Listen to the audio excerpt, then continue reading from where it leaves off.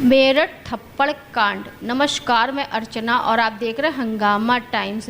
मेरठ में गूंजी एसएसपी के थप्पड़ की गूंज। जिस तरह से दलित लड़की को न्याय दिलाने के लिए प्रदर्शनकारी प्रदर्शन कर रहे थे कलेक्टर ऑफिस के बाहर में, वहीं पे प्रदर्शनकारियों पे बरसा एसएसपी का थप्पड़।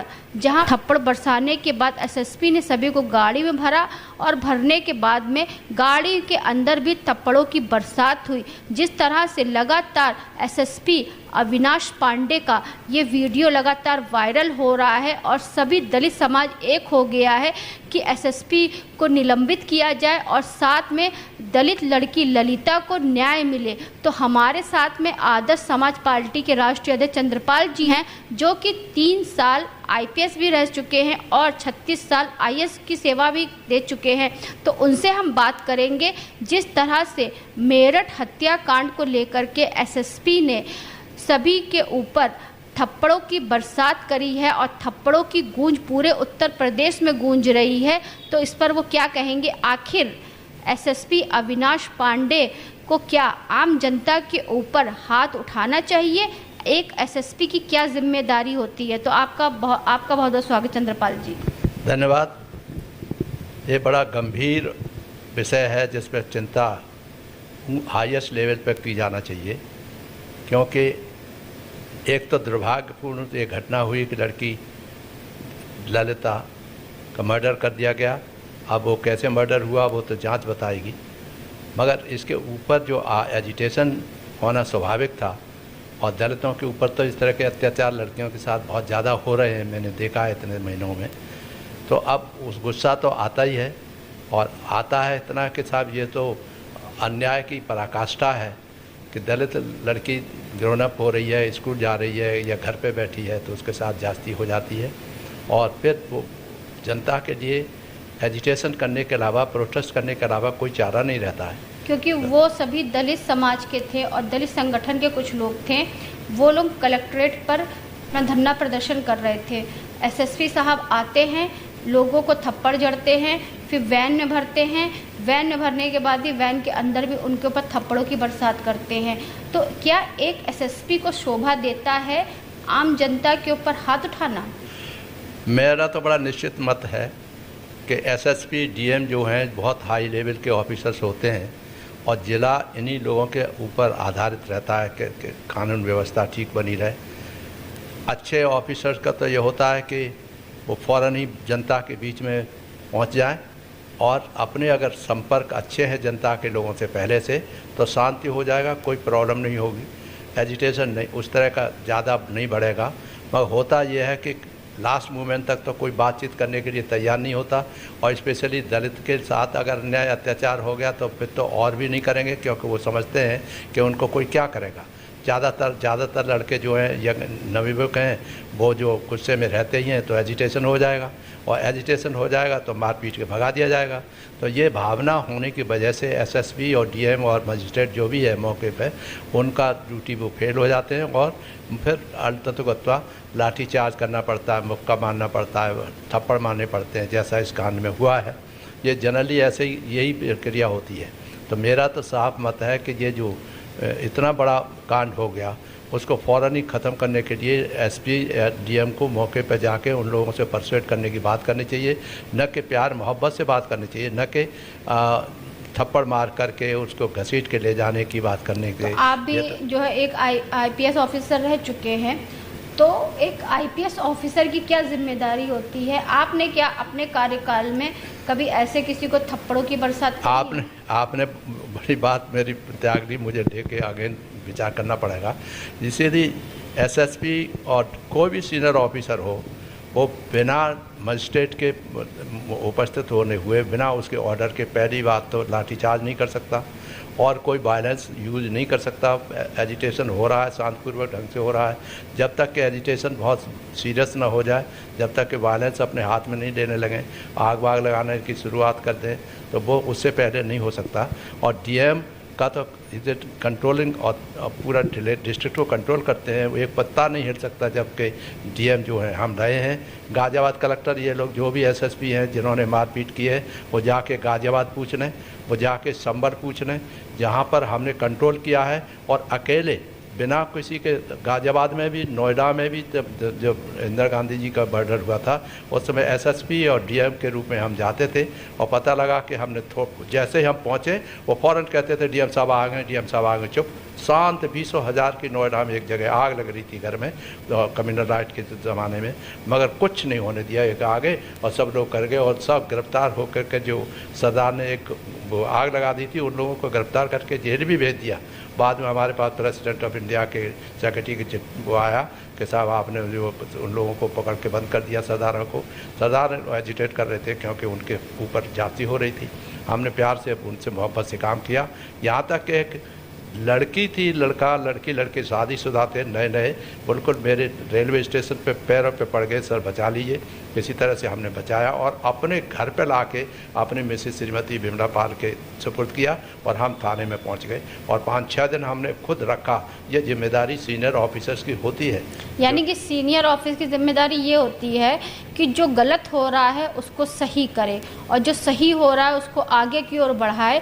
और कोई भी यहाँ पे धरना प्रदर्शन हो रहा है तो उसको उनको समझा करके उसको हटाना चाहिए, ना कि इस तरह से थप्पड़ मारना चाहिए। नहीं, बात सही है कि उससे तो लोगों के ज़्यादा भावना भड़कती है और वायलेंस हाथ में लेते हैं। भड़की तो है ही है ना, पूरा दलित समाज एक हो गया है। अखिलेश यादव, अब ये जो एक सामाजिक मुद्दा था अब राजनीतिक मुद्दा बन रहा है। अखिलेश यादव जी का बयान आ रहा है, चंद्रशेखर आजाद का बयान आ रहा है, चंद्रशेखर के बयान के ऊपर मायावती का बयान आ रहा है। ये लोग उस समय कहाँ चले जाते हैं जब शुरुआत होती है। हाँ। ये नेतागिरी करते हैं। क्योंकि देखिए मामला जो ललिता, जो दलित लड़की है ललिता, 20 वर्षीय, बीए में पढ़ती थी। बीए में पढ़ने पेपर देने के लिए वो गई हुई थी और 15 तारीख को वो गई और 16 तारीख, जब 15 तारीख को वो आई नहीं तो 16 तारीख को उसके घर वालों ने जो है मामला दर्ज कराया। जब वो लड़की नहीं मिली तो पुलिस वालों ने खोजने के बाद पता चला कि लड़की जो है किसी लड़के के साथ में थी। उस लड़के को पकड़ा गया, उस लड़के ने कबूला कि हाँ मैंने उसको मारा है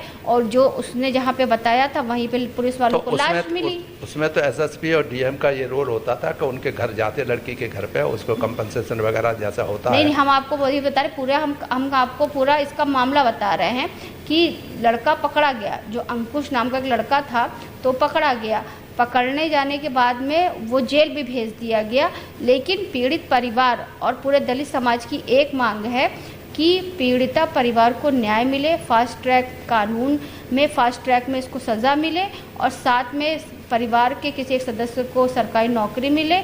इन लोगों की जो मांग हो वो पूरी हो और साथ में आरोपी के घर पे बुलडोजर की कार्रवाई। नहीं, सबसे बड़ी चीज़ ये है कि माननीय मुख्यमंत्री जिस तरह क्लेम करते हैं उस तरह से लोगों को इंडिपेंडेंट जांच कराने के पश्चात सख्त से सख्त कार्रवाई कैसे, जैसे वो कल्पना करते रहते हैं वैसी कार्रवाई करवाएं, सुनिश्चित करें तो दलित उससे शांति होंगे, सब कुछ है। नहीं तो और आग भड़कती रहेगी और आग बढ़ना हमारे नेताओं को भी आजकल नई बात ये हो गई है कि जरा सी बात को लेकर के वायलेंस पे उतारू हो जाते हैं, हंगामा करते हैं। पॉलिटिकल पॉइंट ऑफ व्यू से वो समझते हैं कि पॉलिटिक्स का मतलब है खूब ऊधम मचाओ और खूब वायलेंस उपयोग करो तो हम जीत जाएंगे, एमएलए एमपी बन जाएंगे। मैं इसके विरोध में हूँ।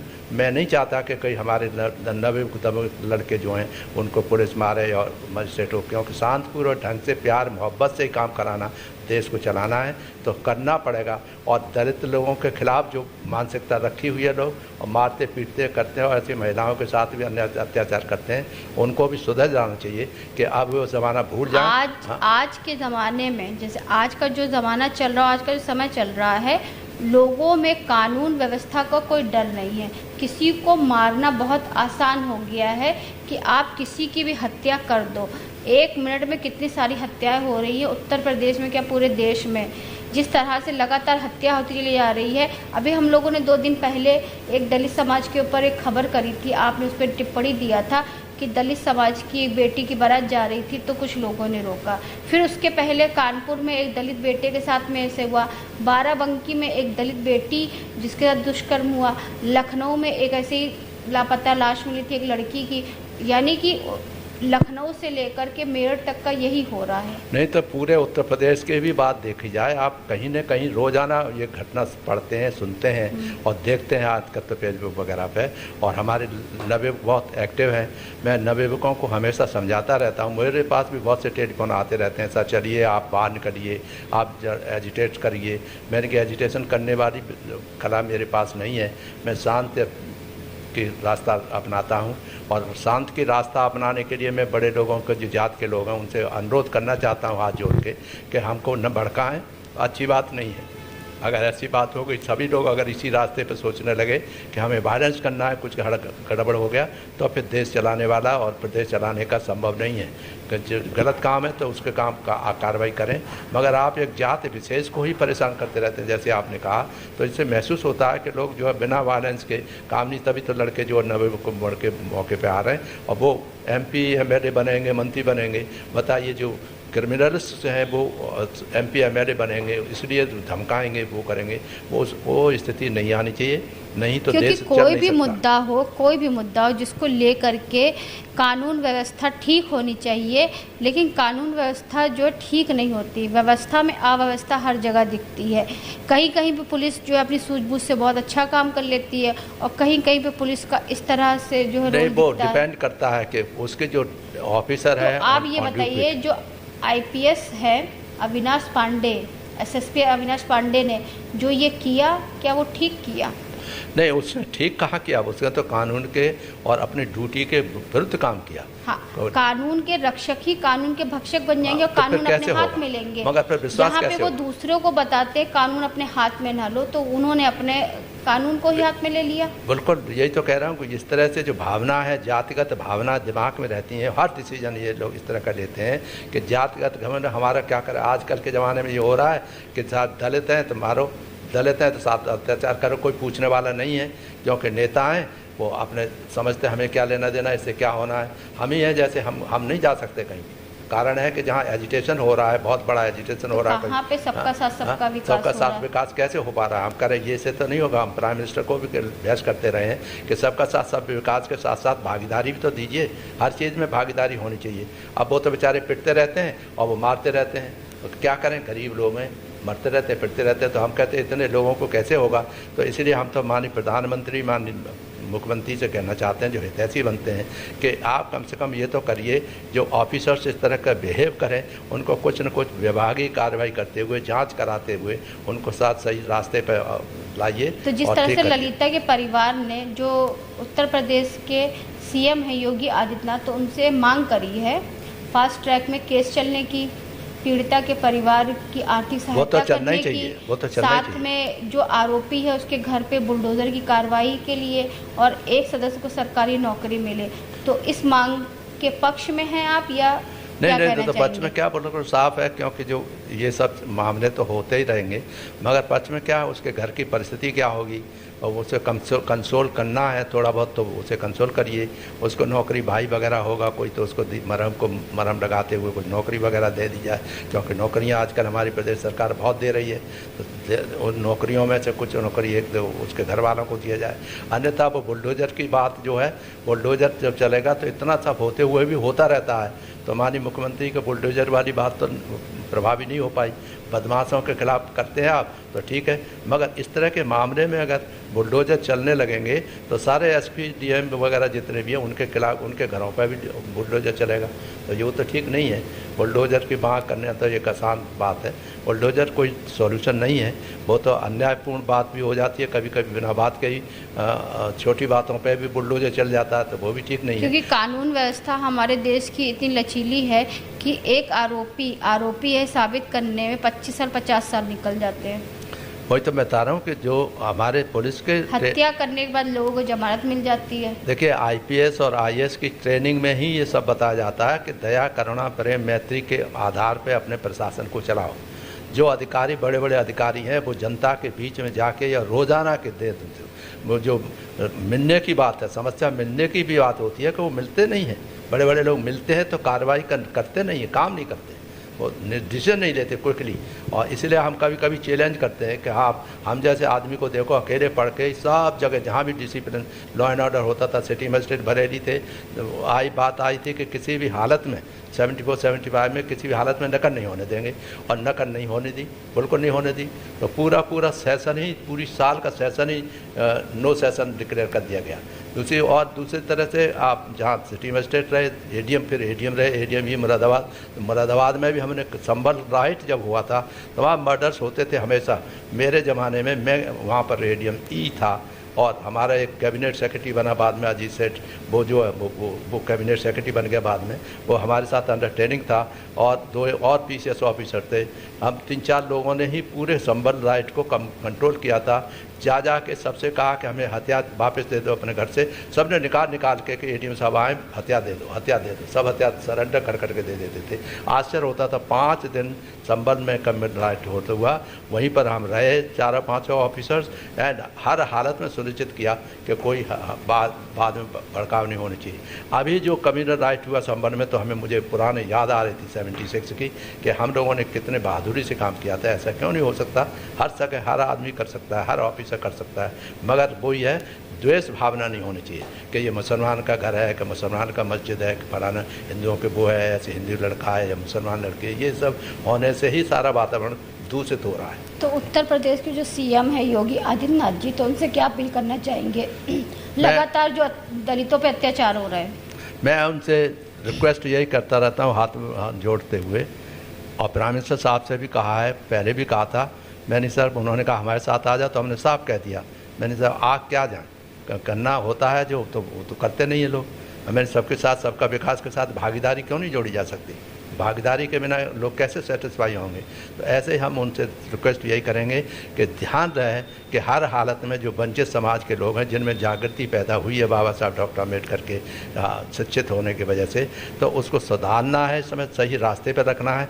नहीं तो बिच्छू पार्टी और कछुआ पार्टी और कौन सी पार्टी, जो तमाम पार्टियां बन जाएंगी, इससे और ज़्यादा सारे अशांति हो जाएगी और पूरे प्रदेश में नुकसान हो जाएगा। आप अच्छा काम कर रहे हैं। स्किल डेवलपमेंट मिशन हमने बनवाया। आज स्किल डेवलपमेंट की बात करते हैं तो मुझे बड़ी खुशी होती है। मैं चाहता हूं कि स्किल डेवलपमेंट इस तरह से फैलाया जाए कि हर गरीब घर के लड़की को ट्रेनिंग दे करके वो इंडस्ट्रियलिस्ट बना दिया जाए, तब विकास होगा, तब हम समझेंगे विकास हो रहा है। तो चलते चलते आखिरी सवाल हम आपसे करना चाहेंगे। उत्तर प्रदेश के जो सीएम है योगी आदित्यनाथ, तो ललिता हत्याकांड जो मेरठ में हुआ है और एसएसपी थप्पड़ कांड को लेकर के सीएम से क्या अपील करना चाहेंगे आप?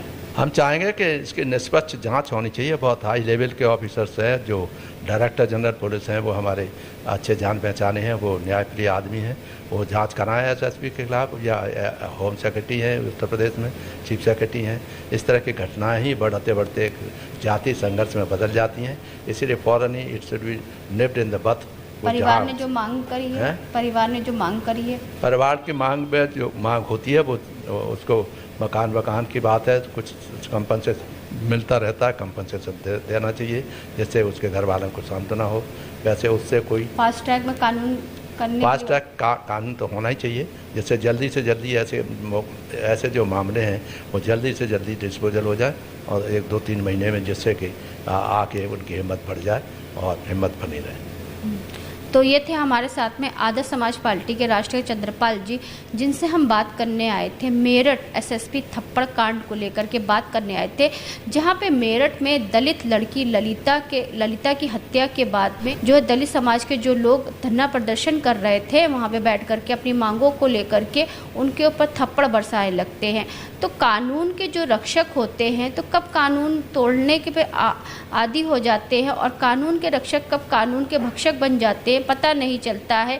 एसएसपी साहब को ऐसा करना चाहिए या नहीं करना चाहिए, इसी को लेकर के हम बात करने के लिए आए थे आदर्श समाज पार्टी के राष्ट्रीय अध्यक्ष चंद्रपाल जी से, कि जिस तरह से मेरठ में ललिता हत्याकांड हुआ, उसके बाद में एसएसपी के थप्पड़ की गूंज पूरे उत्तर प्रदेश में गूंज रही है, जहां पे मेरठ थप्पड़ कांड को लेकर के एसएसपी अविनाश पांडे के ऊपर कार्रवाई भी हो रही है। साथ में उन्होंने अपनी सफाई को लेकर के अपना पक्ष भी जारी किया है। तो ऐसे हम आपको दिखाते रहेंगे, देश प्रदेश के खास मुद्दों पर खास बातचीत करते रहेंगे डॉक्टर चंद्रपाल जी से, जो कि आदर्श समाज पार्टी के राष्ट्रीय अध्यक्ष हैं। तो इसी के साथ मैं अर्चना आपसे जानना चाहूँगी। धन्यवाद, बने रहिएगा हंगामा टाइम न्यूज़ चैनल के साथ। हंगामा टाइम्स की तमाम खबरों को देखने के लिए हंगामा टाइम्स को सब्सक्राइब कर लीजिए और बेल आइकन दबा लीजिए। अगर आपको ये वीडियो अच्छा लगा हो तो लाइक बटन प्रेस कर अपनी प्रतिक्रिया हमारे कमेंट बॉक्स में देना मत भूलें।